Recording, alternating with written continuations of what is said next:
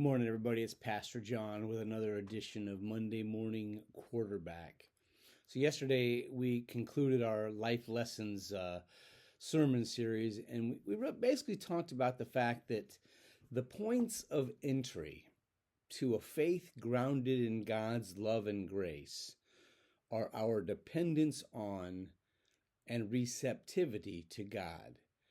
Basically what that means is, this is not a faith that begins with how wonderful we are. It's a faith that begins with how wonderful God is, and our lives are a response to God, especially God's love and God's grace. If you remember, I used the example of the first 3 steps of Alcoholics Anonymous to kind of illustrate the point. The first step being we admitted we were powerless over alcohol, that our lives had become unmanageable. The second step is came to believe that a power greater than ourselves could restore us to sanity. And the third step is made a decision to turn our will and our lives over to the care of God as we understand Him. And, as I was kind of preparing the sermon and thinking about, all this stuff, I had a question that kept going through my mind. What would these steps look like in a non-recovery setting, in a non-12-step program setting?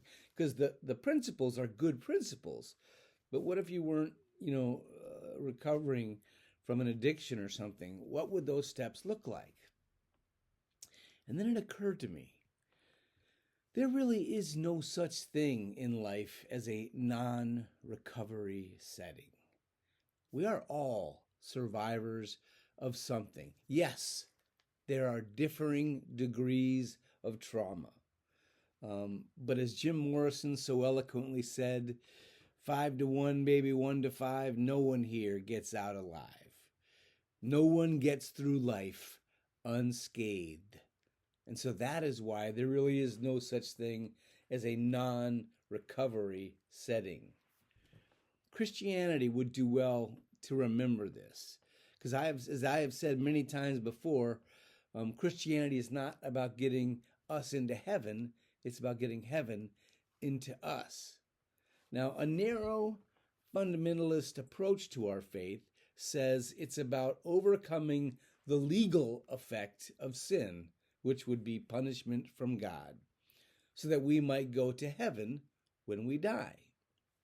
But I say, in contrast to that, faith is about overcoming the power of sin in our lives so that we might live in the reign of God right now.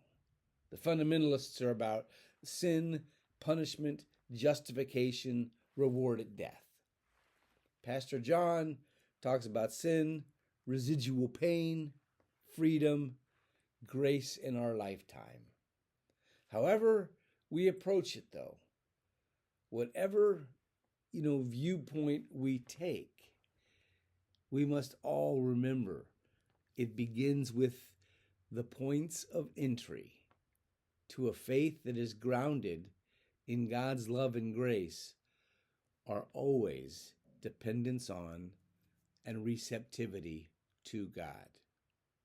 I hope you have a wonderful week, my friends. I'll be on vacation for the next couple of weeks, so there won't be any Monday morning quarterbacks till later in October. But I hope you have a blessed week. Take care.